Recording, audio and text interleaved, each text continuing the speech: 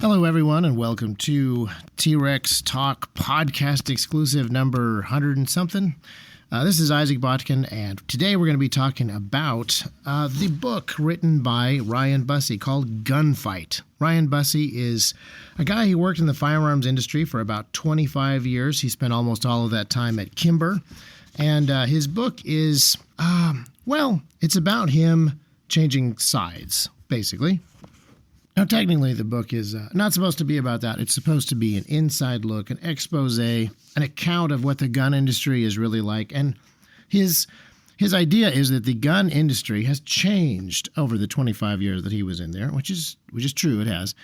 But it's changed from being a nice, outdoorsy, friendly, tradition-loving industry into something that is 100% radicalized and jam-packed with extremists. And Ryan Busse didn't just leave the gun industry because he found all these extremists distasteful. He actually did swap sides. It isn't in the book so much, but on the back of the book, if you look at the endorsements, you can see Gabby Giffords, Shannon Watts, people like that. People who are not just politically left, but politically hard left, and actively engaged in anti-gun stuff. And that is where Ryan Busse works currently. He is currently an advisor, a senior advisor to the Giffords folks. So I was kind of curious about this book. I was less curious about the political side of things, but I was curious about the industry stuff. And unfortunately, I'll tell you right off the bat, there's not nearly as much industry stuff. There's not nearly as much business stuff in this book as I had hoped. It is almost entirely political. Ryan Busse is the perfect example of the difference between being pro-gun and being pro-Second Amendment. And technically, he's not even pro-gun. He's pro-some guns, and he's pro-some gun ownership. I know that a bunch of people have been calling him a FUD because he likes bolt guns and he likes 1911s. Basically, he likes the guns that Kimber made, and he did not like anything with plastic on it. He didn't like AR-15s, and he didn't like tactical Tupperware. But I don't think that he actually is a FUD. I think that his reasons for liking old-fashioned guns are far more political than him just being old-fashioned. He also doesn't read like an old-fashioned guy. The political language inside of his book is very much up to date. It's very cutting-edge, orange man bad stuff. This book is all about us versus them, and it's very clearly that this book isn't for you. This book wasn't for me. This book isn't for people in the gun industry to read and thoughtfully consider the reasons that he had a change of heart. This book is specifically for people who already hate the gun industry, already hate the NRA, and would like to read some juicy tidbits and get some more ammo. Everything is very one-dimensional, and everything is about the NRA. And the way that this book is written, he puts forward this idea, not clearly, but over and over and over again, that everything in the gun industry is bad because of the NRA. And everything is bad in America because of radicalization caused by the NRA. And it's kind of ironic because his criticisms of the NRA are very one-dimensional, and they are the exact same criticisms that you could bring, and I will now bring, against this book. So he accuses the NRA of being very us versus them, and that is exactly the case that is made inside of this book, especially towards the end. He accuses the NRA of making all Democrats these fearsome boogeymen. But he is doing the exact same thing in his book with all of the NRA leaders, most of the gun industry leaders, and basically all of the gun owners. If you read this book, you come away with the idea that all of the gun industry people from the NRA on down, and the NRA is definitely at the top, they're all these Machiavellian guys who not only want to sell guns for cold, hard profits, but they also want to completely corrupt and destroy America for cold, hard profits and the fun of it and the obsessive love that they have of guns and killing. Now, that may be a slight exaggeration because he doesn't say that exactly, but he heavily implies that, and he pulls out very specific people to say that about much more explicitly. So that's certainly the tone that comes across. And again, this book is written for people that already believe that. This book is not pushed toward a middle-of-the-road audience. This book is not pushed toward a conservative audience. When Ryan Busse talks to conservatives and gun owners, he says, no, this is my attempt to reach out and to explain my reasoning and my thinking. But the back of his book, again, all of the pull quotes are from hardcore gun control organizations. Everything from the style of the book to the publishing of the book to the cover of the book to the promotion of the book is aimed at a CNN audience, which is a second irony because another really heavy accusation that he brings towards the NRA is that they demanded a black and white world with no gray in it. The NRA described a world in which there are only two sides and there's only one issue and all radicalization comes from this one thing and the NRA is totally to blame. And yet that's, again, exactly what this book is positing. There are only two sides, people who love guns too much, and loving guns too much leads to all the radicalization that is a problem in the United States right now. Racism, misogyny, all the words that he throws out there, he ties back to loving guns too much. Something that the NRA promoted, and that the NRA also promoted loving guns too much by appealing to people who were already racist and misogynist. And he talks about racist dog whistles inside of NRA marketing quite a bit in this book. And even that term, at this point, I feel like if a book talks about dog whistles, that term in and of itself is actually a dog whistle for a certain kind of reader. It's pretty cheap and simple writing. He also accuses the NRA of this self-righteousness and self-promotion that's just very tacky, but I would argue that he does the same thing in the book. It's very basic stuff. All the characters in it are extremely one-dimensional, even the people who are based on real people, even the people who have their actual names and are actually real people. He presents as incredibly one-dimensional stereotypes. And there's a lot of self-congratulation in this book, which is a little bit hard to read. There's a lot of having his cake and eating it too. There's a whole lot of repenting for being a part of this organization, but also patting himself on the back for how incredibly good at it he was. And there's a lot of stuff that doesn't really line up. Like there was a time when he was subpoenaed by Bill Clinton and Andrew Cuomo and Spitzer and all these big, powerful Democrats that were gunning for him because he was so important. But a few pages before that, he was talking about how the NRA had completely manufactured all of the Democratic anti-gun nonsense out of whole cloth. But now, a few pages later, all of these big Democrats are gunning for him because how important he is to making guns be available to people. And then a couple of pages later, when he actually shows up in D.C. for the depositions, he points out that the guy who examines him is just a nerd, not a supervillain. So there's none of this Democrat anti-gun nonsense. And so the reasoning in the book just kind of goes back and forth from page to page, depending on whether he is promoting himself or putting down other people. It's not super helpful. And the other thing that I would point out is, speaking of inconsistency, he accuses the NRA of being willing to tolerate these horrible, horrible things, racism and misogyny and other things, for the sake of sales. But he himself is present at all of these NRA events, watching all of this happen, and also tolerating it, and also saying nothing for, the 20 years that he was working there. And ultimately, that's making this book very frustrating to me because he actually has a lot of years of observing some pretty significant cultural changes. He would have some really interesting insights if they would just come out from behind his political aspirations. And he even has some valid criticisms, but you really have to read between the lines to get it. So, for example, he doesn't really explain what the NRA is. He depicts it as this gigantic political lobbying group, which NRA-ILA technically is. But what the NRA actually is, especially at the time frame that he's talking, is more of an advertising group. The pre-internet NRA produced the vast majority of sportsman and firearm advertising content. And Kimber hugely benefited from this, and he does describe that. And if you read between the lines, he kind of explains how all of this stuff works. When he's talking about how terrible all of the NRA conventions and things are, the terribly racist T-shirts that people are wearing at these conventions, and again, tolerating these things, not calling these people out, You can read between the lines and you can find out these are very large events. Here's how they're actually marketing Kimber guns to people at these events. And he describes how the magazines work.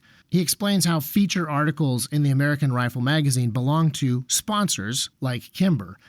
But he doesn't explain that in a business sense. He explains that when he is horribly offended that the NRA gives a feature article to a non-sponsor, to a Republican candidate who is running in Montana. And then as things begin to change, and the internet actually drives a lot more of the education and a lot more of the advertisement of firearms stuff than the traditional NRA publications do, there's a sense of sour grapes that really comes up. Because he's talking about the shift between gun culture 1.0, which we've talked about on the show.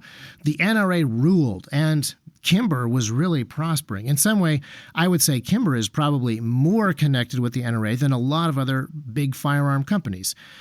You have Smith & Wesson getting a lot of police contracts. You have Colt getting a lot of government contracts. Kimber is selling directly to the kinds of people who are lifetime NRA supporters and read all of the NRA materials. Ryan Busse ran the sales department at Kimber and had a front row seat to exactly who was buying Kimber stuff, how it was being sold, and how the NRA was doing stuff. And almost none of that comes out. Almost all of his deep critical insights of the NRA come down to seeing racist t-shirts on people who are walking around these gigantic 10,000 person events.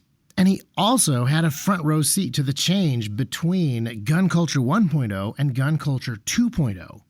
When internet influencers really took over the job of educating new gun owners about what guns were for, how guns should be used, etc. And I'm not sure if he wasn't paying super close attention or if he just is trying to grind his political axe when he describes it. Because his description is basically America went to war with brown people, racism being driven by gun sales led to this. Oh, actually, let me find a quote because this is kind of interesting.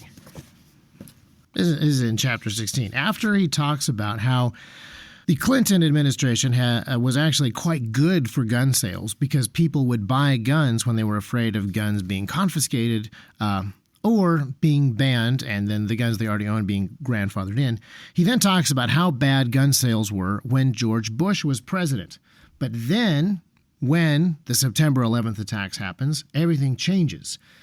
Quote, as conspiratorial and irrational as it was, the racial animus fomented by the attacks of 9/11 and then exacerbated by the Iraq War worked.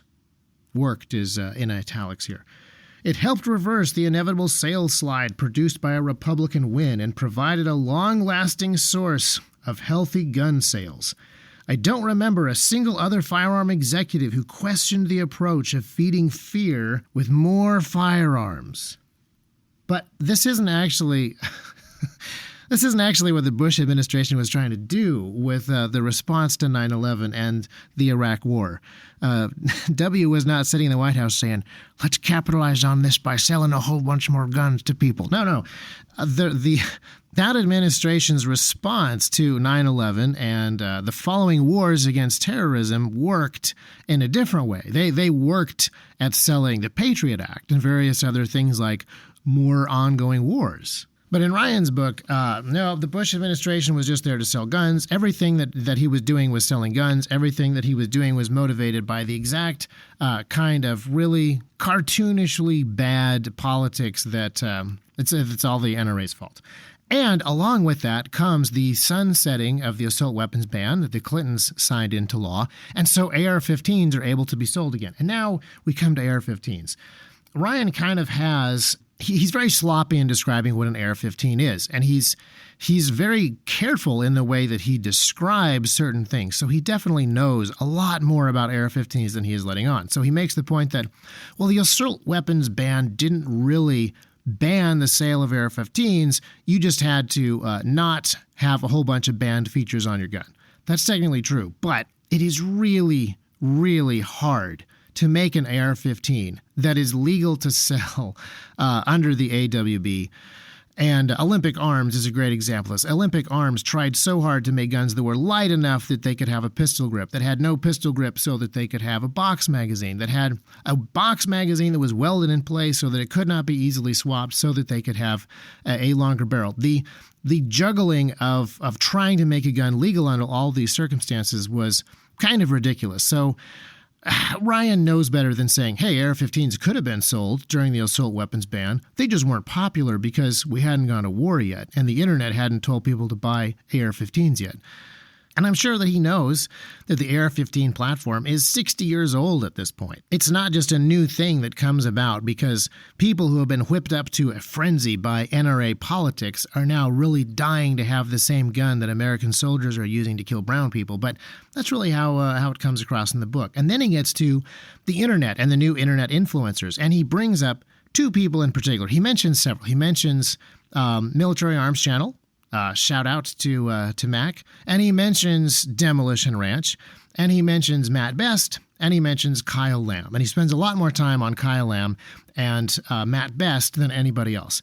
But the weird thing is that he says they are basically the same person doing the same things. Even though Kyle Lamb is a special forces guy, a quiet professional with a lot of dignity and a lot of respect who works inside of the gun industry because of his tremendous experiences and professionalism. And then Matt Best, who is an entertainer promoting firearms usage as a lifestyle through stupid rap songs and bikini girls. And actually, this is a very interesting point where I would bring up that Busse has some valid complaints.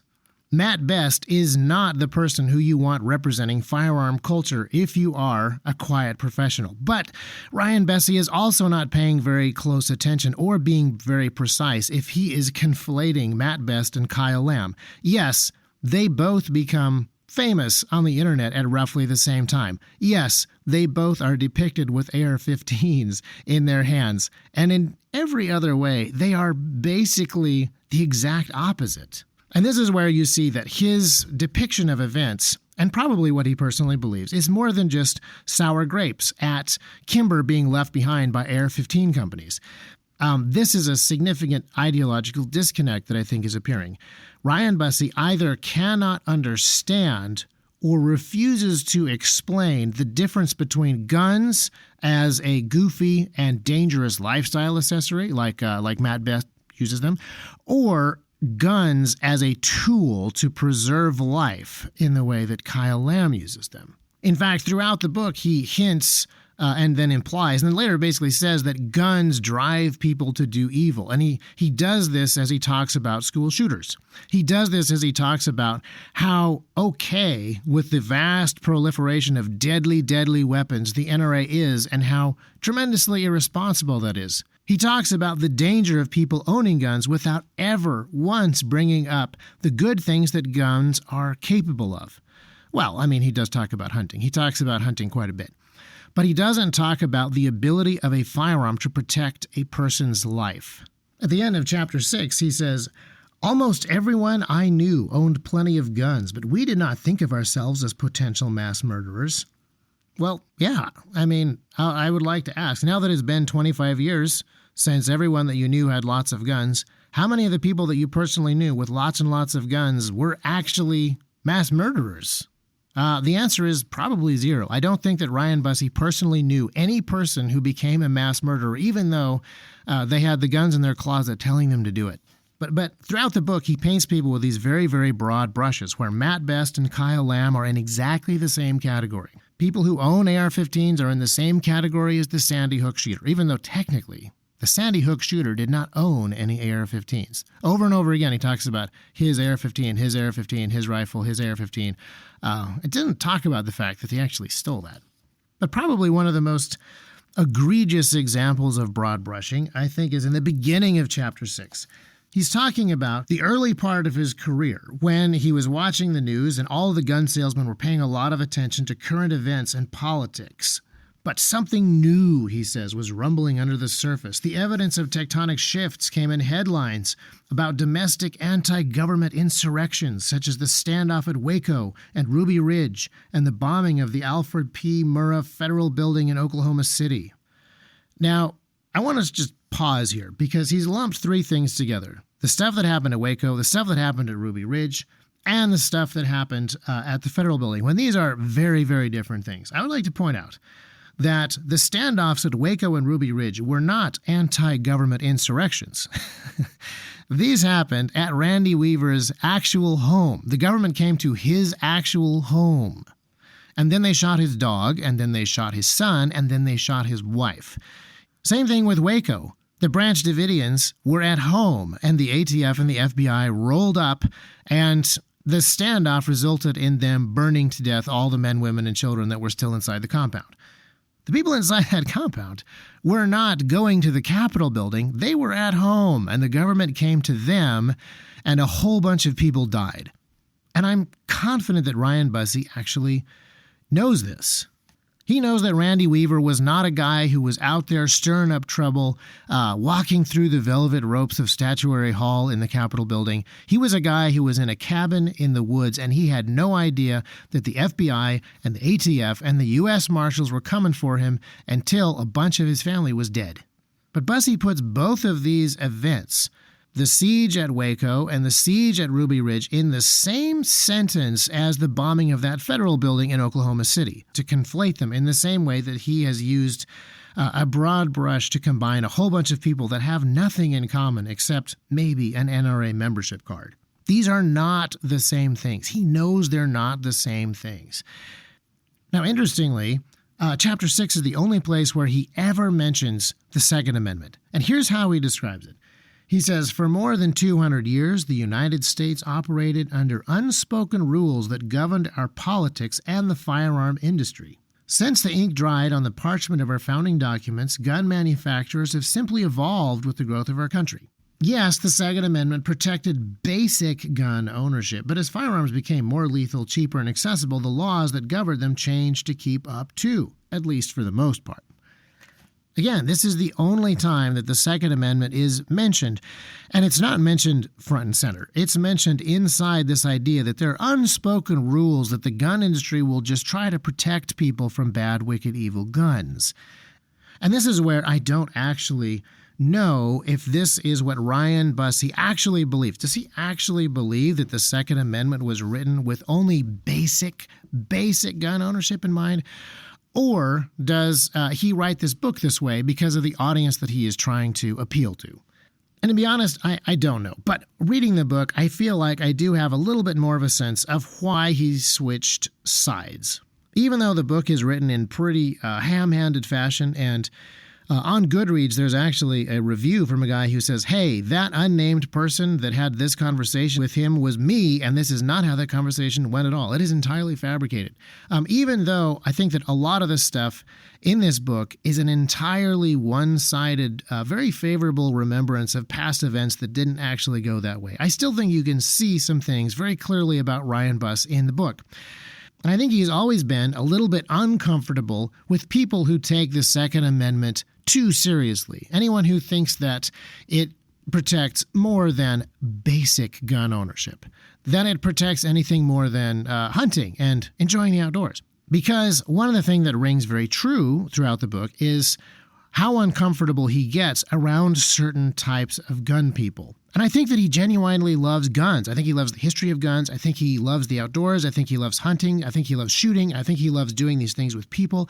I think all of that stuff is completely sincere. And all of his more liberal friends do not like the fact that he does these very enjoyable things that he very sincerely enjoys because of their association with the Black Rifle folks. And that has made him, in my opinion, very sensitive to the criticism of the gun industry that he is a part of. He's been receiving secondhand criticism pretty constantly throughout all of his life, I'm sure. All of us in the gun industry have. When we see CNN talking about the wicked, evil gun industry, even little plastic holster benders like myself feel a little bit of that splash damage. And deep down in his heart, I know that Ryan Busse knows that most gun owners are decent people. They're not at all like school shooters. They're not at all like the people being criticized by his anti-gun friends. And so the best way for him to separate himself from all of this so that he can prove to his anti-gun friends that he's not like a school shooter is to separate himself from everybody that has been conflated and broad-brushed into a single bucket by larger liberal media and, ironically enough, now by this book. But then he goes farther than that by writing this book very specifically for an anti-gun audience. This is not a book that is written for open-minded, careful people who are trying to do their due diligence and some really hardcore research. This book doesn't have that kind of hardcore research in it. Now, it does have notes in the back. I'm very happy to see that he cites his sources when he quotes people. That's fantastic. He's even citing his sources when he quotes the lyrics from Matt Bass' terrible rap song. So kudos for that level of consistency. But I think that he has unwittingly, as much as he has complained about in the past having been a pawn of the NRA, I think that he has now just, he hasn't actually broken free. He's just converted himself to a pawn on the other side. I mean, this is one of his complaints in the book, that the gun industry uses people. But he's currently being paraded around like a kind of a trophy by a bunch of anti-gunners. In the same way that all defectors really get treated and get used.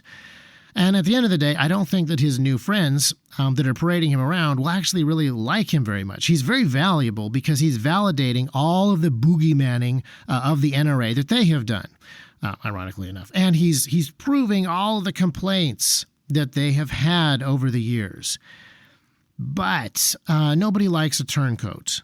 If you know the story of Benedict Arnold, he was actually an incredibly valuable colonial officer with tremendous skill, but his wife had been following the wrong Twitter accounts, and she had begun to believe the stereotypes that all of the colonists were these backwoods bumpkins, and she wanted to be part of society. And so she convinced her husband to swap sides to the redcoats, and after the war they moved to Britain. And even though Britain appreciated the military intelligence provided by Benedict Arnold, British society didn't really want traitors to be at all of their fancy dances and balls.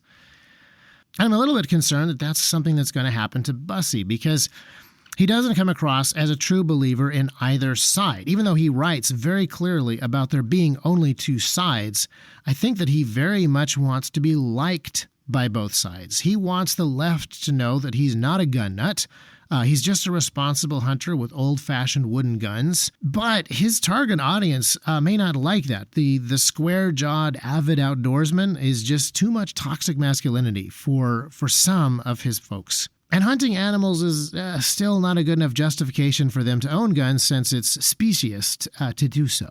And that's one of the disappointing things about this book. I don't think that it's going to do what Ryan Busse wanted it to do, which was ingratiate himself to the left long term. It's possible, but I don't know that that is going to be the case. And it's certainly not going to do what he claimed that it was going to do, which was bring some understanding to both sides. And my greatest frustration is that it doesn't do what I hoped that it would do, which was actually be an interesting look at the industry itself. I was hoping that it would be a decent snapshot of the way that gun companies work, way that the NRA works, and the way that things have changed. It is not that. Now, there are a few places, like I said, where if you read between the lines, a lot of the stuff shines through. There's a chapter where Ryan Busse is talking about all of the salespeople at Kimber, and he's being highly critical of the people who are above him and also his subordinates for being these weird gun people. And he has a bunch of bizarre stories. Like there's this guy who has a dog named after Ted Nugent. Ugh, how lowbrow is that? Meanwhile, Ryan Busse's dog is named after Robert Rourke, famed outdoor writer. By the way, I'm a huge Robert Rourke fan. Actually, that's not true. I'm a huge fan of one of Robert Rourke's books, and the other are terrible. But he's got this sales guy with a dog named after the Nuge, and he's got these other people who are kind of jerks, and then he has firearms accidents that happens inside the office building. But even through all the midst of this, he points out, hey, the reason that all of these people are in the gun industry is because they love guns. They could all be making more money somewhere else, but they picked this job because they loved guns, and they wanted to be with other people who loved guns. There's parts of the book where some of this stuff shines through that I really wanted to see a better picture of. And there's stuff where Busse is talking about his family. He talks about when he takes his son out to go hunting with a rifle that he himself was involved in designing. That's awesome. That's fantastic. That was one of the few times that I really felt like I was connecting to Ryan Busse, the person, and getting a sense of what really makes him tick. But moments like this are kind of few and far between. And even in that, when he talks about this rifle that he helped design, there is no talk about any of that. There's really only talk about sales deals that relate to the NRA. There's no talk about running the company day to day unless there's something scandalous going on. There's no talk about making some of the big business decisions that Kimber made. That stuff is really, really sparse in the book, and it's what I really, really wanted to see. So here's what let's wrap up the podcast. I hope that after several years, Ryan Busse writes an actual memoir, not this crazy political hit piece, but an actual memoir of his time. Perhaps after there's been a few more years since the separation and a lot of the dust has died down and everything will stabilize after all the craziness of 2022 and onwards, I would actually love to get that. And in the meantime, I would recommend that you not read this book. It wasn't written for you, and it doesn't have the information in it that, if you're anything like me, you were hoping to get from this book. For the last little while, I've been reading a lot of history books, I've been reading a lot of philosophy and theology books, and I've been reading a lot of business books. And this book has all three of those things in it, but terribly done. So, the second thing that I would ask is, if you have any good recommendations of industry books that actually delve into how some of these companies ran, how they came about, how they work, some of the things that have happened to develop the industry, let me know, because I'm always on the lookout for that stuff.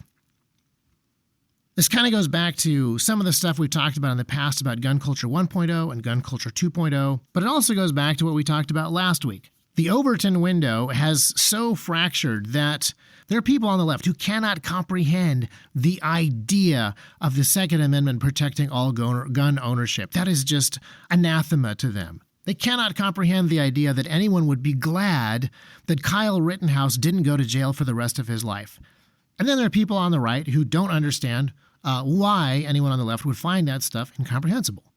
There are people on the right who find it incomprehensible that someone who'd been in the gun industry for 25 years would claim that Matt Best and Kyle Lamb were the same, that what happened at the Oklahoma City bombing and Ruby Ridge were the same. And this kind of ideological disconnect and talking past one another is something that happens a lot in the gun industry. So let me try to really quickly clarify something. There are a million issues. There are a million ways to describe and talk about those issues, but I actually think that Ryan Busse is correct. There are two sides. One side wants the government to be bigger.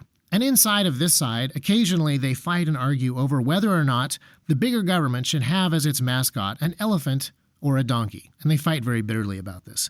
And then the other side wants the government to be smaller, to have less power, to have less ability to do evil things. The side that wants government to be smaller wants the Second Amendment to be absolute and to provide limits to the government.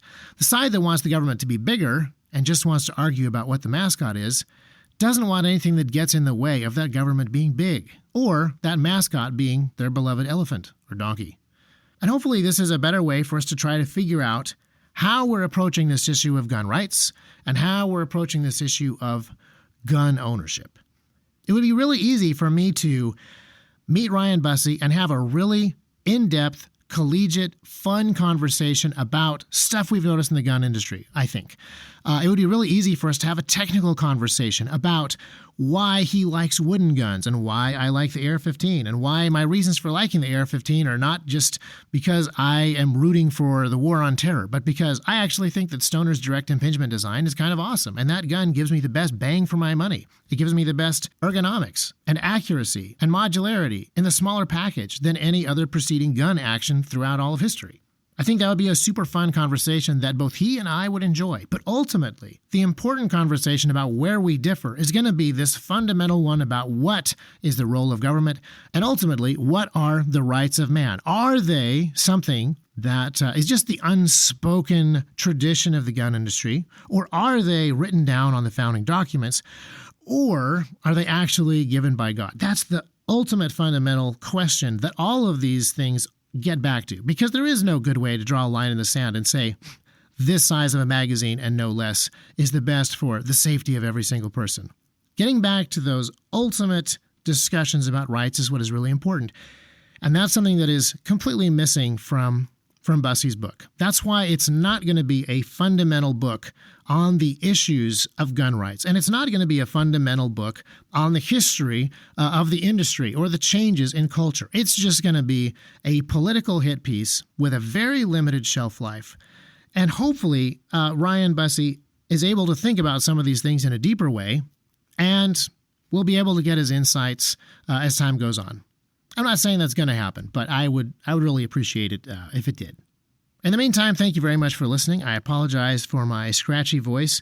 Write team@trex.com if you have any book recommendations, because I would love to learn more about a lot of the stuff that Busse's book piqued my interest in and then didn't really fulfill on. And let us know if you want more book reviews. They're kind of boring, but they're also kind of fun for me.